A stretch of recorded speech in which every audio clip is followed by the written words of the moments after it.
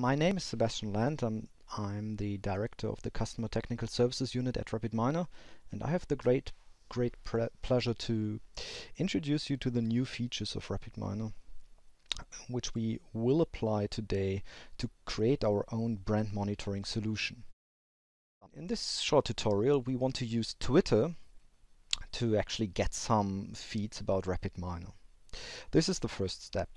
The second step is that we want to push these tweets into Solr using our brand new Solr extension.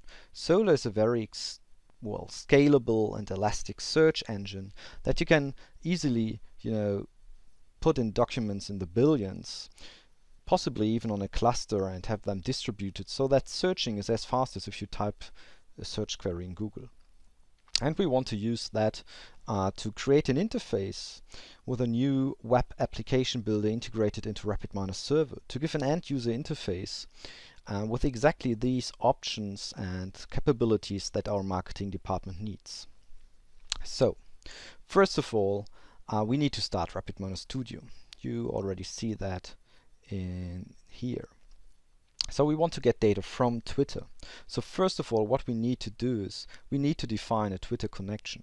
So I, of course, have already a Twitter account. So let's define a connection from Rapidminer to Twitter.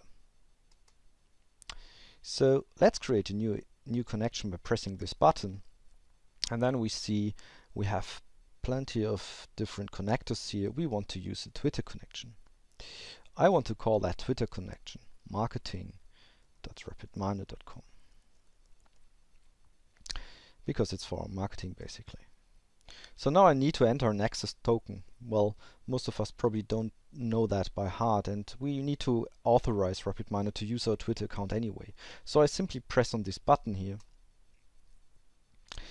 and this dialog will give us the option to open the URL that automatically logs me into Twitter because I'm already logged in, and now ask me if I want to authorize the respective app. So I click on authorize, and I can copy the code here on the screen, simply switch back to Rapidminer and copy the code in this field here. Then I complete this and I get the access token, and Rapidminer is now able to access my Twitter account. To be sure, I can click on test, and you see it now works. So save the changes. So now we go and create our first process. I click on new process. And in order to read something from Twitter, we need, of course, to use the operator that is called search Twitter. So I drag it in the process. Once I've done that, I select the connection we just created. And I can enter a query term. So let's use Rapidminer. I want to monitor our mentions of our own brand. I have several more options here. So I just want to get the most recent post, so I select recent here. I can put the limit higher than 100. And I have also more options to limit which tweets I actually get. For now, let's just get the first 100. So very simple, I connect that here to the result pod of the process, execute the entire process, and Rapidminer will download all the tweets. Well, that was easy, right? Okay, so now comes the second step. So now we need to somehow make that available for search. And as I indicated, Solr is a very good option for that. Okay, so let's go and create a connection to my Solr cluster. The Solr cluster is already prepared. I don't want to elaborate on that now. So we simply use a Solr connection. I will call that as well marketing.rapidminer.com.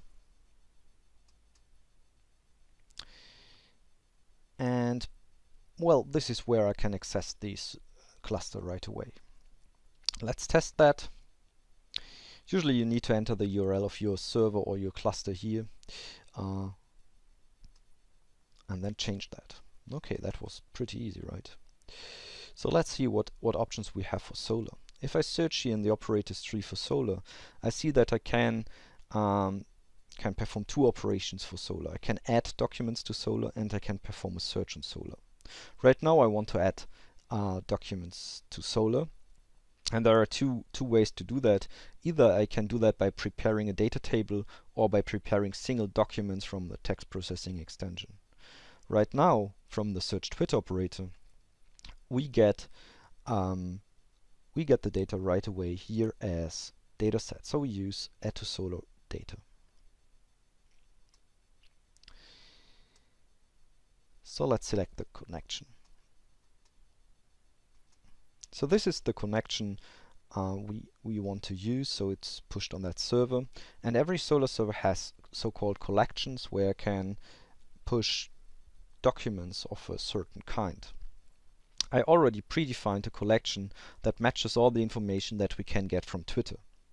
So if we take a look at the results we generated, the read Twitter operator gives us an ID of the tweet, the information when it is created, from which user that is, the user ID, and the source, and of course the text of the actual tweet. And all that we want to push directly to Solr.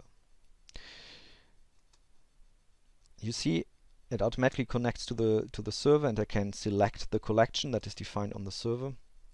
And all that I now have to do is I just need to execute the process, and the data will be written to Solr. Well, of course it's not very helpful to do that, just once, because it's just a snapshot, and from Twitter we can only get the last few days of tweets. So what I now need to do is I need to execute that regularly. And therefore, I simply push that on one of our Rapidminer servers.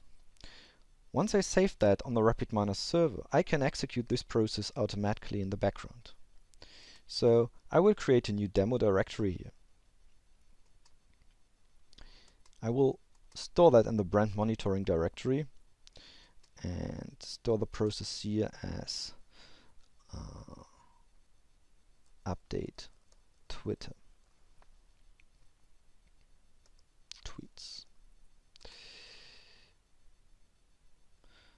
Once the process is saved on the Rapidminer server, I can now use the process schedule on Rapidminer server to let it run automatically.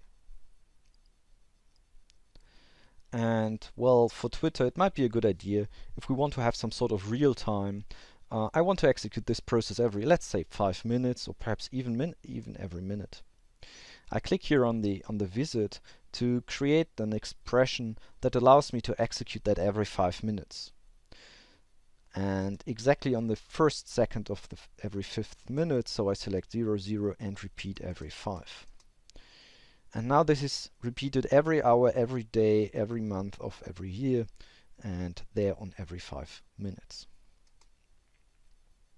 Now I schedule that, and the process will execute there. This is already the end of our first part of this tutorial.